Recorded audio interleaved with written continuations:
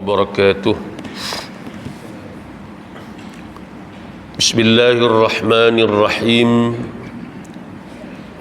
الحمد لله رب العالمين، والصلاة والسلام على أشرف الأنبياء والمرسلين وعلى آله وصحبه أجمعين. سبحانك لا علم لنا إلا ما علمتنا إنك أنت العليم الحكيم. رب اشرح لي صدري ويسر لي أمري واحلل عقدة من لساني يفقه قولي. اللهم أرنا الحق حقا وارزقنا اتباعه، وأرنا الباطل باطلا وارزقنا اجتنابه. أما بعد. Muslimin, muslimat, hadirin, hadirat, mudah-mudahan dirahmati Allah subhanahu wa ta'ala. Pertama-tamanya marilah sama-sama kita panjatkan kesyukuran kehadrat Allah subhanahu wa ta'ala atas limpah kurnia dan keizinan daripada Allah, dapat sama-sama kita menghadirkan diri ke rumah Allah pada pagi ini untuk sama-sama kita melaksanakan tugas dan juga tanggungjawab kita sebagai hamba kepadanya. Mudah-mudahan kita sentiasa dirahmati dan diberkati oleh Allah subhanahu wa ta'ala. Tuan-tuan hadirin yang dikasihi sekalian, kita sambung balik bacaan kitab At-Tibyan fi Adabi Hamalatil Quran lil Imam An-Nawawi rahimahullah. Last kita berhenti pada muka surat yang ke-28, tengah sikit tu. Qala al-musannifu rahimahullahu ta'ala wa nafa'ana bi'ulumihi fid darain amin. Kami, kata dia, kami meriwayatkan daripada Al-Ustaz Abul Qasim Al-Qushairi rahimahullahu ta'ala, katanya, ikhlas itu ialah mengesakan Allah ketika melakukan ketaatan atau ibadah dengan mengharapkan keredaannya semata-mata. Kita masih lagi dalam tajuk berkaitan dengan adab-adab guru Al-Quran dan juga muridnya, murid kepada Al-Quran. Hari itu kita bercakap berkaitan dengan benda hak mula-mula sekali kita kena jaga dalam kita mengaji atau mengajak, lebih-lebih lagi ilmu yang berkait dengan Al-Quran ini, ialah niat kita. Maka niat tadi ni hendaklah semata-mata kerana Allah subhanahu wa ta'ala. Ikhlas kita buat mengaji, mengajak tadi kerana Allah, bukan kerana sesuatu yang lain. Maka apa yang dikatakan ikhlas itu? Ini dihurai oleh Al-Ustaz Abul Qasim Al-Qushairi rahimahullah. Dia kata apa? Ikhlas itu kita mengesakan, menunggalkan Allah subhanahu wa ta'ala dalam ibadat ketaatan yang kita buat tadi semata-mata kerana dia, bukan kerana sesuatu yang lain daripada dia, daripada Allah subhanahu wa ta'ala. Sama ada mungkin kerana kemasyhuran, kerana keduniaan, harta benda, pangkat jawatan, pujian dan sebagainya. Maka kalau ada di samping kerana Allah itu ada tujuan yang lain, nak mencari kemasyhuran, maka di situ bercampur niat kita di situ. Ada unsur-unsur riak dalam amalan kita. Maka letakkan matlamat tujuan kita, aku buat apa pun dalam ibadat ketaatan kita ni solid semata-mata kerana Allah subhanahu wa ta'ala. Itu maksud ikhlas. Ini bermaksud, kata dia, ketika seseorang melakukan amal ketaatan, waktu kita buat amal ibadat tadi ni, dia hanya mengharapkan taqarrub. Taqarrub ni makna kerana nak mendekatkan diri kepada Allah semata-mata. Buat tadi kerana apa? Kerana nak bagi dekat jiwa, hati, diri kita dengan Allah sebagai hamba kepada Tuhan Al-Khaliq yang mencipta. Bukan selainnya. Taqarrub ni makna mendekatkan diri. Itu yang kita panggil ibadat korban. Korban ni nak mendekatkan diri kita dengan Allah. Ni kita nak sambut korban tak lama lagi dah kan. Yang kita buat korban tu, Allah kata lan yanalallaha luhumuha wala dima'uha walakin yanaluhu taqwa minkum. Bukan daging, bukan darah yang nak sampai kepada Allah, tetapi yang nak sampai kepada Allah apa dia? Taqwa daripada kamu. Bagaimana kita sifat kita buat pengorbanan tadi ni semata-mata kerana Allah, nak mendekatkan diri dengan Allah. Kita sanggup belanja walaupun satu bahagian 700, 800 daging hak kita boleh mungkin sekilo 2 saja, hak lain semua kita beri sedekah, hadiah kepada orang lain. Kerana apa ni? Kerana nak mendekatkan diri kepada Allah. Inilah amal yang paling Allah suka pada hari nahar, termasuklah hari 11, 12 dan 13 Zulhijjah kan. Maka rugi kalau kita tak ambil kesempatan bagi kita yang berkuasa, yang berkemampuan, yang boleh buat, kita tak buat, rugi sangat. Sebab ini di antara ibadat yang hanya sekali dalam setahun, dalam tempoh 4 hari sahaja yang Allah Subhanahu wa ta'ala beri ruang kepada kita. Ini taqarrub. Mana kita buat amal ibadat ni kerana apa? Nak dekat diri kita dengan Allah, supaya kita ni mencapai kedudukan kehambaan sebagai seorang hamba kepada Allah. Jadi buat apa pun, letakkan niat kita ikhlas kerana Allah semata-mata, bukan selainnya. Ini bukan kerana lain daripada nak taqarrub dengan Allah. Seperti apa? Seperti bermuka-muka dengan makhluk, nak menunjuk-nunjuk pada orang. Jangan kerana tu. Mencari puji-pujian orang, jangan mengaji, jangan mengajak, lebih-lebih lagi ilmu Quran. Kerana apa? Nak suruh orang puji kita alim, nak suruh orang puji kita bagus, baik dan sebagainya. Mendapatkan kasih sayang mereka. Buat amal ibadat bukan kerana nak suruh orang kasih sayang kepada kita atau apa sahaja selain daripada taqarrub kepada Allah Ta'ala, atau apa jua niat yang lain daripada kerana nak mendekatkan diri kepada Allah Subhanahu wa Ta'ala. Jadi buat semata-mata kerana Allah Subhanahu wa Ta'ala. Niat kita hak tu. Buat apa pun, puasa kita, baca Quran kita, sembahyang kita, sedekah kita, korban kita, apa jua yang kita buat kerana apa? Nak dekat diri kita dengan Allah Subhanahu wa Ta'ala. Bila letak yang tu tuan-tuan, kita buat apa pun kita rasa puas. Sama ada orang nak puji, orang nak keji, orang nak kata, orang tak kata, aku beli apa, bukan aku buat kerana apa. La as'alukum alaihi min ajr in ajriya illa 'ala Allah. Tidak aku minta kepada kamu daripada ganjaran balasan, hei manusia. Aku tak minta apa. Balasan ganjaran aku hanyalah kepada Allah. Mana aku bergantung, aku minta daripada Allah. Lepas tu bila kita buat, orang tak peduli kebaikan yang kita buat, kita tak rasa apa. Orang kenang ke orang tak kenang ke, kita tak rasa apa. Sebab aku buat bukan kerana apa. Orang nak kata ke orang tak kata, aku tak rasa apa. Kerana aku buat bukan kerana apa, aku buat kerana Allah. Tapi kalau kita buat tadi kerana sesuatu yang lain, kerana nak suruh orang puji, bila orang tak puji, kita kecewa. Kita kerana buat kenapa? Kerana ada imbalan yang kita mengharapkan daripada manusia, tiba-tiba tak dapat, maka kita akan kecewa pada ketika itu. Jadi buat kerana Allah. Lebih-lebih lagi dalam kita nak menuntut ilmu berkait dengan ilmu Quran. Anak-anak kita nak mengaji, nak sekolah pun, tanamkan sifat ikhlas dalam diri dia. Jangan kita kadang-kadang silap pergi mengaji, rajin-rajin, periksa bagi dapat A banyak, periksa bagi lulus elok, esok boleh kerja besar, boleh kereta besar, boleh rumah besar. Jadi kita dah tanam dalam jiwa anak kita sejak daripada kecil lagi, mengaji pun bukan kerana Allah. Sedangkan itu ilmu. Takkan diri dia mengaji kerana Allah, tuntut ilmu kerana Allah. Tak usah fikir pasal dunia. Kita dapat ilmu insya-Allah. Allah kata dah, bila ada ilmu, yarfa'illahu alladhina amanu minkum walladhina utul ilma darajat. Mengangkat oleh Allah mereka yang beriman di kalangan kamu dan mereka yang diberi ilmu akan beberapa darjat kedudukan. Allah angkat. Orang yang ada ilmu, orang yang beriman, Allah angkat darjat dia lebih daripada orang lain. Kan? Sama ada dunia kata ulama ataupun akhirat.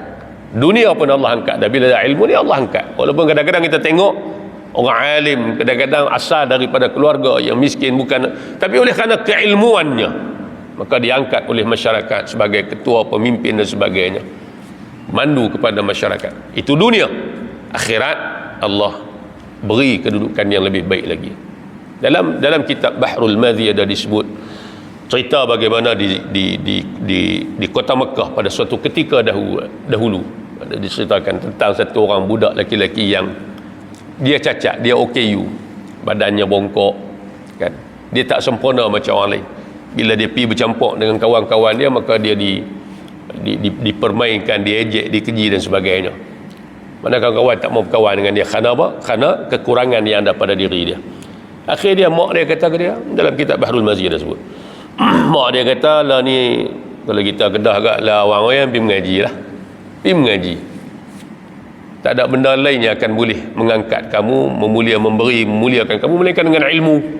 Dia pergi mengaji lama, akhirnya jadi alim. Bila alim balik semula mai ke Mekah, akhirnya pada satu ketika diangkat sebagai qadhi atau hakim besar pada ketika itu, menjadi rujukan pada masyarakat disebabkan keilmuan yang ada pada diri dia.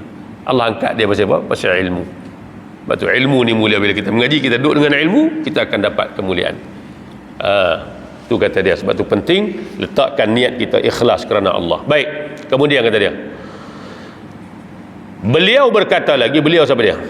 Abul Qasim Al-Qushairi rahimahullah, bolehlah dikatakan bahawa ikhlas ialah, ikhlas juga boleh dikatakan apa? Penyucian amalan, makna bersih amal yang kita buat daripada mengharapkan pemerhatian para makhluk.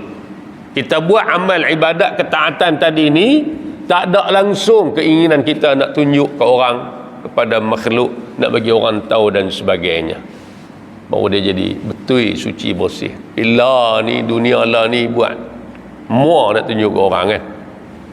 Kadang-kadang nyakit telefon, perap, alhamdulillah baru selesai 30 juzuk Quran ke, 10 juzuk Quran ke, baru selesai tahajud. Semua dia nak update dalam Facebook, macam-macam dunia lah kan. Benda-benda ibadat ni biar kita dengan Allah Subhanahu wa taala. Ada kisah mungkin dia akan sebut di depan ni, bagaimana seorang sahabat di kalangan sahabat Nabi ataupun tabi'in kalau tak salah, dan kita ni juga, malam dia baca Quran, dia bangkit buat ibadat, kemudian siangnya dia mari jumpa kawan-kawan dia, dia kata apa, semalam alhamdulillah aku telah membaca sekian-sekian juzuk, sekian-sekian surah. Habaq kat kawan-kawan ada dalam tempat tadi ni ramai. Lalu kata salah seorang sahabat Nabi, kata apa, kamu dapat hak tu lah. Dapat apa? Dapat buat amal ibadat, boleh cerita ke orang hak tu lah. Mana tak ada kelebihannya. Jadi biar kita dengan Allah. Sebab itu lebih selamat untuk menjaga hati kita daripada riak dan sebagainya. Jadi bila kita cerita ke orang, kadang-kadang orang puji kita, hang bagusnya, kami pun tak dan, hang boleh buat baca Quran sampai boleh bangkit, ya Allah bagus. Jadi kadang-kadang dia main. Jadi iblis syaitan ni dia cari ruang macam mana nak bagi rosak juga amalan kita, nak halang kita daripada bangkit awal. Tahajud dia tak boleh apa, kita memang istiqamah. Nak halang kita daripada baca Quran, kita rajin, tapi nak buat macam mana bagi rosak amal. Di antaranya benda-benda macam ni lah. Mari riaknya, mari ujubnya, kadang-kadang sum'ahnya dan sebagainya yang akan merosakkan amal ibadat tadi ni. Jadi biar kita dengan Allah, sedekah kita, korban kita, baca Quran kita, bangun malam kita, tahajud kita dengan Allah Subhanahu wa taala. Jadi kata Abul Qasim Al-Qushairi lagi adalah ikhlas juga boleh dikatakan apa? Makna dalam amal ibadat kita tadi ni bersih, tak ada langsung keinginan kita untuk menunjukkan apa yang kita buat kepada makhluk supaya diberi perhatian kepada kita. Daripada Hudzaifah Al-Mar'ashi rahimahullah katanya, ikhlas ialah zahir amalan seseorang adalah sama dengan batinnya. Zahir yang kita buat sama dengan batin nak dalam perut kita. Mana kita buat.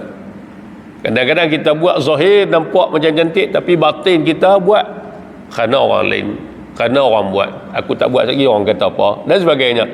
Padahal biasa kalau seorang tak buat pun, tapi depan orang buat. Pasal apa? Kalau aku tak buat lagi, orang kata apa pula kat aku. Jadi hak tu di situ pun menunjukkan kata buat tadi bukan kerana Allah. Kalau tak ada orang, confirm tak buat. Buat tu pasal apa? Pasal orang nak tengok. Di situ. Jadi kalau kita buat tadi ni, zahir kita, batin kita, aku buat, orang ada, kawan tak ada, memang aku dah buat pun. Jadi pada ketika itu ada keikhlasan dia.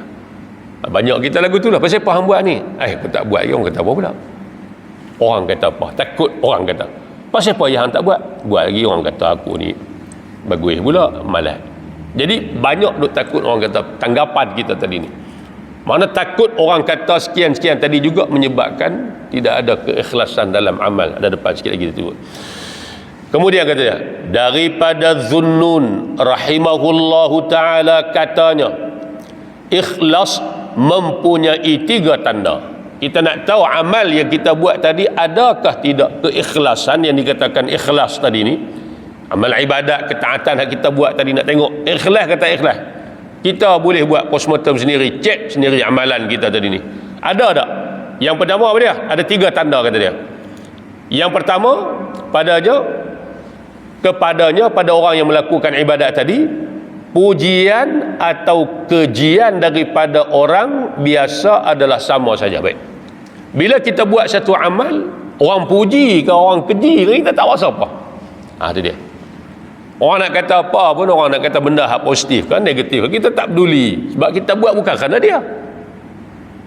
Bukan kerana nak minta pandangan dia, suruh puji, tak. Jadi bagi dia tadi ni, kejian orang kepada dia atau pujian orang kepada dia tidak memberi kesan apa-apa. Kadang dia buat tu bukan kerana orang. Aku buat kerana Allah.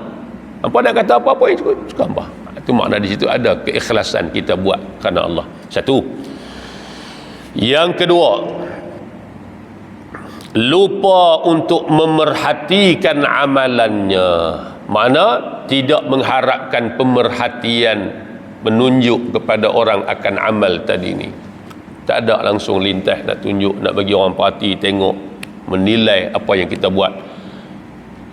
Lupa untuk memerhatikan amalannya yang banyak dan mencari balasan amalannya di akhirat. Kita buat tadi kerana apa?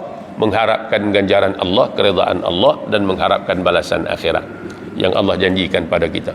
Adapun di sisi makhluk ni tak memberi kesan apa-apa pun pada kita. Hampa nak kata apa, katalah. Hampa tak mau kata apa-apa, aku tak peduli. Hampa nak nilai atau hampa tak nilai apa yang aku buat, aku tak peduli. Aku tak buat, aku buat bukan kerana hampa. Lepas tu kita takkan berasa kecewa. Kita takkan berasa kecewa sama sekali. Tapi kalau kita buat kerana orang, tiba-tiba orang tak menghargai benda yang kita buat. Itu yang kita menyebabkan kita ungkit amboi mak sampai tak ingat langsung jasa. Itu akan menimbulkan ungkit daripada kita. Sebab kita buat tadi mengharapkan sesuatu yang lain. Mungkin kerana ada imbuhannya, pangkatnya, jawatannya, tiba-tiba tak dapat. Bila tak dapat, di situlah menyebabkan kita kecewa. Tapi kalau kita buat kerana Allah, tak peduli apa. Tak peduli kerana orang, nilai daripada orang bukan itu harapan kita. Itu tanda keikhlasan amal yang kita buat. Daripada Fudail bin Iyad rahimahullahu ta'ala katanya, meninggalkan sesuatu amalan kebaikan kerana manusia adalah riak. Kita tak buat satu benda baik kerana orang, itu riak. Pasal apa tak pergi sembahyang Jumaat di masjid? Dia kata kalau aku pergi lagi, orang kata aku alim. Dia tak buat tu kerana orang.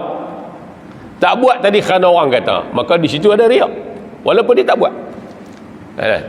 Pasal apa yang tak ni, dia kata tak mau lagi orang tengok, orang kata apa pula aku. Jadi di situ juga ada riak. Meninggalkan satu amal kerana orang, itu juga ada riak. Melakukan sesuatu amal kebaikan kerana manusia adalah syirik. Tapi kalau buat kerana orang, itu juga kesalahan dia, syirik. Mana mempersekutukan Allah pada apa? Pada dalam keadaan yang kita tak sedar. Buat kerana Allah, dia sampai juga buat kerana mengharapkan pujian orang, imbuhan daripada orang, kemasyhuran dan sebagainya. Jadi di situ ada syirik. Mempersekutukan Allah dengan sesuatu yang lain pada niat amalan kita tadi ni. Lepas tu dia nak solid kita buat tadi kerana Allah.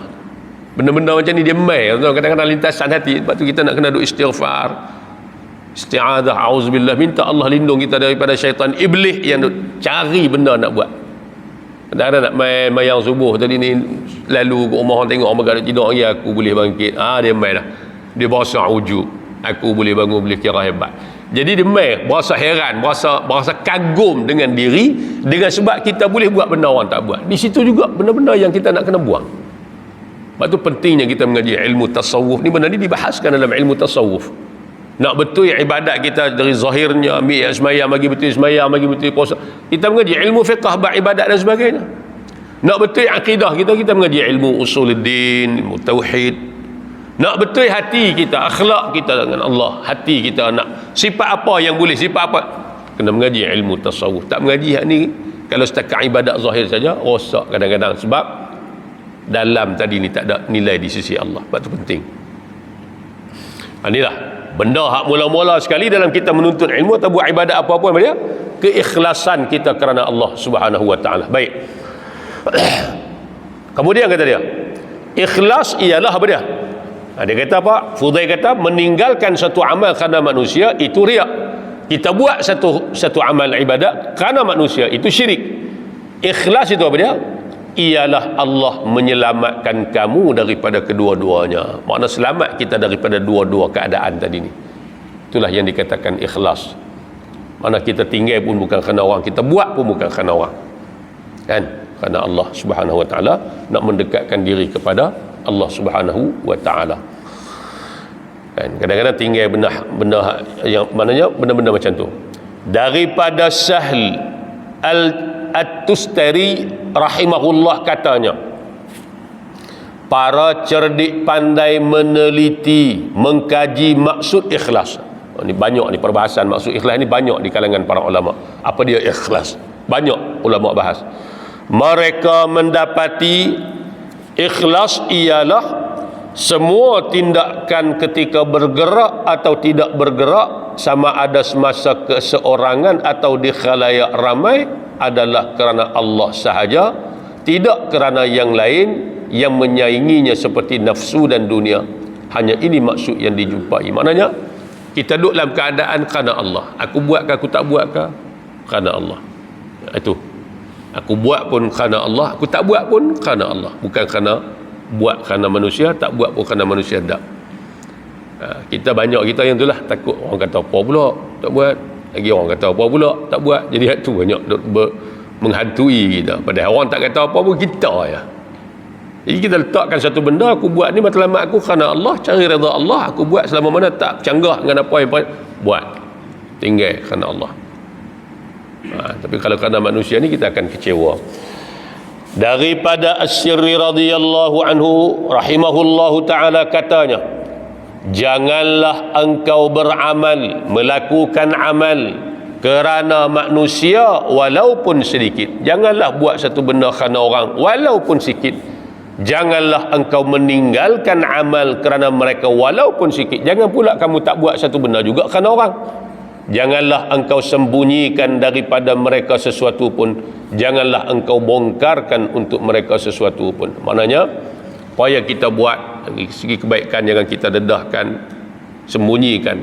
Ada juga keadaan-keadaan yang boleh. Allah kata in tubdus sadaqati fa ni'mahi wa in tukhfuha wa tu'tuhal fuqara'a fa huwa khairul lakum. Kalau kita nak tunjukkan kebaikan kita, sedekah kita kadang-kadang kan. Ada sedekah ni ada dua, sedekah sunat, sedekah wajib. Sedekah wajib contohnya kita tunjuk, atau sedekah sunat kita tunjuk dengan tujuan matlamat niat kita supaya benda ni memberi galakan pada orang lain untuk turut bersedekah dan sebagainya. Itu boleh lah kan. Tapi kadang-kadang kita kena jaga betul-betul lah niat kita tadi ni. Tapi kalau kita sembunyikan, itu lebih baik.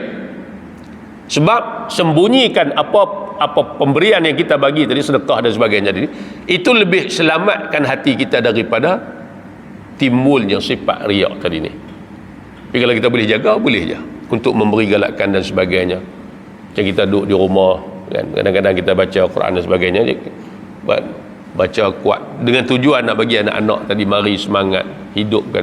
Itu bergantung pada niat. Tapi kalau sembunyikan itu lebih selamat, kan? Daripada Al-Qushairi katanya, sifat benar yang paling afdal ialah keadaan seseorang sama sahaja, sama ada ketika keseorangan ataupun di khalayak ramai. Tengok diri kita. Aku ni sembahyang sunat, contohlah contoh. Kalau di masjid depan orang aku buat, tapi bila balik di rumah siapa yang tak buat? Adakah kerana malas ataupun kerana pasal di masjid orang duk tengok, di rumah tak ada siapa tengok. Jadi kita boleh muhasabah diri kita. Kalau di masjid kita buat kerana orang ramai, tak buat lagi orang kata apa, orang lain bakat buat, di rumah kita tak buat pasal orang tak tahu. Di situlah nampak dah. Buat tadi ni kerana siapa, meninggalkan tadi kerana siapa. Kita boleh muhasabah diri kita. Tapi buatlah, buat ajak-ajak, tak apa. Akhirnya kita mari keikhlasan. Ulama dulu pun dia sebut, kami dulu awal mengaji pun tak ikhlas pun. Ada di depan sini. Dulu kami mengaji bukan ikhlas kerana Allah pun, tapi bila dah mengaji, akhirnya tak dapat lari. Akhirnya mari keikhlasan bila dah kenal, bila dah tahu. Allah cetuskan dalam hati ikhlas buat tadi ni kerana Allah. Kalau nak tunggu ikhlas dulu baru nak baca Quran, baru nak mengaji, baru nak tutup orang pakai dak tuan-tuan ni, mati dulu kita lah. Jadi dia benda didik kita. Kita tahu benda ni tak boleh niat, maka kita perbetulkan dalam keadaan kita sambil beramal tadi ni. Sekali lagi, daripada Al-Harith Al-Muhasibi rahimahullahu ta'ala katanya, orang yang benar, yakni orang yang sadiq ialah orang yang tidak mempedulikan segala sanjungan yang diberikan oleh manusia kerana dia lebih mementingkan keelokan hatinya. Orang yang benar buat amal ibadat kerana Allah, ikhlas. Dia tak peduli orang nak sanjung dia, orang nak puji dia, tak memberi kesan pada dia untuk dia berasa bangga, berasa hebat. Dia tidak suka amal kebaikannya dilihat orang walaupun sedikit. Dia tak suka menunjukkan amal ibadat dia pada orang walaupun sikit. Dia juga tidak benci jika amal buruknya diketahui. Bukan makna buruk, maknanya dia pun tak ada apa kalau kekurangan pada dirinya. Orang tahu, mana dia tahu kata setiap kita ni tak ada yang sempurna. Mana ada yang sempurna, ada salah, ada silap kita. Maknanya kalau ada kekurangan pada diri kita tu biasa, sifat manusia dengan sifat kekurangan tadi ni. Ini kerana jika dia tidak suka amal buruknya diketahui orang, maka ini menunjukkan bahawa dia suka untuk mendapat sanjungan daripada manusia. Sedangkan ini bukanlah akhlak orang-orang yang benar, siddiqin. Bukanlah bermakna kita buat jahat tunjuk ke orang, tak boleh. Bukanlah bermakna dosa-dosa dulu kita tunjuk ke orang, tak. Sembunyikan benda-benda yang keburukan yang kita mungkin dulu kita ada buat, kemudian sampai satu masa kita bertobat pada Allah, biar kita dengar. Sebab tu Nabi kata apa, di antara orang yang Allah ampun dosa kita kecuali orang-orang yang terus terang melakukan dosa secara terang-terangan. Di antara orang yang buat dosa secara terang-terangan ni siapa? Dia buat satu dosa, kemudian Allah ampun dia, kemudian tiba-tiba dia cerita pasal dosa dia ke orang. Kita dulu zaman muda dulu ada lah benda-benda yang kita buat ya. Kita pun baru balik ke pangkal jalan ni pun mungkin ialah masuk umur 40-50. Dulu zaman kita muda-muda dulu kita pun sakan juga kan, ya juga kita pun contohnya. Jadi benda hak lepas-lepas dah kita minta ampun dengan Allah, jangan duk playback balik lah. Ni kadang-kadang kita bangga, aku dulu tanpa aku benda-benda ni semua dalam poket aku, apa yang aku dapat lebih pada ni. Kita cerita ke orang. Nabi kata sedangkan dosa kamu telah ditutup oleh Allah dengan sebab kamu minta ampun, tiba-tiba kamu pula pergi buka duk cerita ke orang. Tak perlulah. Maka menyebabkan Allah tarik balik keampunan daripada kamu. Sebab tu Nabi kata dosa kita diampunkan oleh Allah kecuali hak jenis al-mujahir, maknanya orang yang terus terang melakukan dosa. Di antara orang yang terus terang melakukan dosa ni siapa? Orang yang berbangga ataupun menceritakan kesalahan-kesalahan dia yang lampau, sedangkan itu telah diberi keampunan oleh Allah SWT. Jadi kita yang dedah balik perbuatan jahat maksiat kita yang dahulu. Cukup tutup buku takat tu, mulakan hidup baru, lupakan yang tu, minta ampun daripada Allah, yakin Allah akan beri keampunan. Baik. Jadi orang-orang yang siddiqin, orang yang benar ni, maknanya dia tak peduli sama ada orang nak puji dia, orang nak keji dia, dia takkan memberi kesan apa-apa kerana buat tadi ni kerana Allah. Dan dia tak suka menunjukkan kebaikan dia pada orang walaupun sedikit pun. Kan? Biar kita dengan Allah. Dalam ibadat kita ni banyak sangat gangguan. Kalau pergi ke Mekah haji umrah ni cara di sana pula kan. Tawaf pun kadang-kadang nak buat live dan sebagainya, macam-macam masalah. Kadang-kadang kita insya-Allah hati kita jadi mudah. Lebih lagi bila mari puji-pujian daripada orang menyebabkan hati dia lari niat keikhlasan kita. Sikit lagi. Diriwayatkan daripada orang lain katanya, Jika anda meminta daripada Allah dengan berbekalkan sikap benar, maka Allah akan memberikan cermin supaya anda boleh melihat segala perkara yang mengagumkan dunia dan akhirat. Manakala kita benar dengan Allah, Allah akan tunjuk jalan pada kita. Kita akan nampak jalan kebaikan demi untuk kebaikan kita dunia dan akhirat. Ini yang kita nak, hidayah, petunjuk daripada Allah Subhanahu Wa Taala. Terlalu banyak kenyataan para salaf, ulama-ulama salaf ni, ulama 300 tahun awal lah. Salaf ni maknanya 300 tahun awal Hijri lah. Para sahabat, tabi'in, tabi'in mereka ni lah. Ulama salaf banyak memberi kenyataan ataupun ta'rifan berkaitan dengan ikhlas ni. Di sini kata Imam Nawawi, aku hanya menyebut sebahagian sahaja sebagai memenuhi tuntutan tajuk ni. Cuma dalam ni aku buat sebahagian lah. Hak ulama' duk bahas pasal makna ikhlas ni banyak kata Imam Nawawi. Cuma aku bawa sebahagian bagi nak bagi cukup tajuk aku ni. Aku juga menyebut sebahagian daripadanya, daripada maksud ikhlas itu, berserta tafsirannya pada permulaan kitab Syarah Al-Muhadzab. Ni salah satu kitab Imam Nawawi juga, Syarah Al-Muhadzab. Dia kata aku juga hurai cerita pasal ikhlas ni pada permulaan kitab aku Syarah Al-Muhadzab tu. Mana kalau nak tahu lebih kena rujuk di sanalah. Di dalam kitab tersebut disebutkan juga adab-adab seorang alim. Dalam kitab Syarah Muhadzab juga aku cerita adab orang alim, seorang pelajar, seorang faqih. Faqih ni mana orang yang alim dalam bab fiqh. Faqih ni mana orang yang cukup faham pasal agama lah. Dan seorang mutafaqih, mana orang yang belajar mengaji untuk memahami agama, yang mesti diketahui oleh setiap penuntut ilmu. Jadi dalam kitab Syarah Al-Muhadzab ni aku cerita pula berkaitan dengan adab orang alim lagu mana, adab orang belajar lagu mana, adab orang yang nak memahami agama lagu mana, adab orang yang faham agama tu lagu mana, dihurai dalam kitab Syarah Al-Muhadzab. Imam Nawawi ni umur dia tak panjang, 45-46 tahun. Dia meninggal dunia waktu tu, umur dia 40-an, dia kira muda lah. Tapi khazanah ilmu yang dia tinggal, Masya Allah. Meninggal dunia hampir 800 tahun dah, 767 tahun kalau tak silap saya dia meninggal dunia, wafat.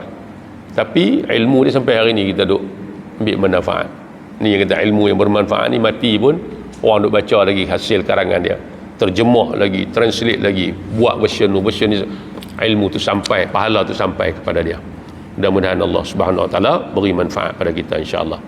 Kita tanda situ tuan-tuan. Fasal, seseorang seharusnya tidak menjadikan ilmu yang dituntut atau diajarnya sebagai jambatan untuk mendapatkan habuan dunia seperti harta dan sebagainya ni.